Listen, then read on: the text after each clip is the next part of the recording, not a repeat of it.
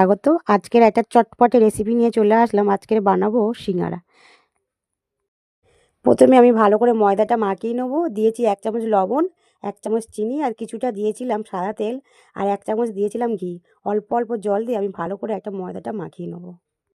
প্রথমে আমি কিছুটা সর্ষের তেল দিয়ে দিয়েছি। সর্ষের তেলে দিয়ে দিলাম কিছুটা পাঁচফোড়ন। পাঁচফোড়নটা দেওয়া হয়ে গেছে। তারপরে আমি দিয়ে দিয়েছিলাম কুচো করে আলু আর কুচো করে ফুলকপি। আর ঘরে ছিল কিছুটা মটরশুঁটি। মটরশুঁটিটা দিয়েছি বলে বেশি ভালো লেগেছে। সিঙাড়ার জন্য একটা পুর বানিয়ে নিতে হবে চটজলদি। দিয়ে দেবো কিছুটা আদা আর কিছুটা হলুদ আর কিছুটা লবণ দিয়ে ওটা ভালো করে ভেজে নেবো। ভাজা আমার হয়ে এসছে, তার উপরে দিয়ে দেবো ধনেপাতা ছড়িয়ে আর দিয়ে দেবো একটু মিষ্টি, যাতে একটু মিষ্টি মিষ্টি হয়।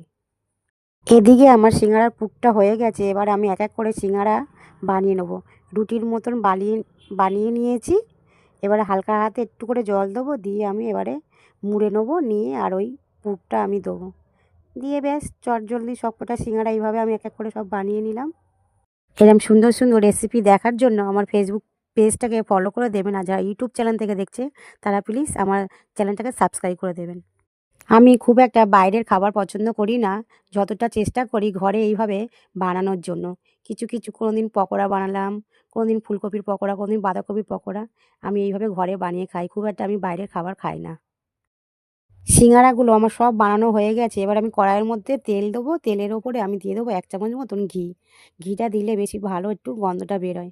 এবারে আমি একদম হালকা লো ফ্লেমে একদম সিঙাড়াগুলো ভেজে নেবো।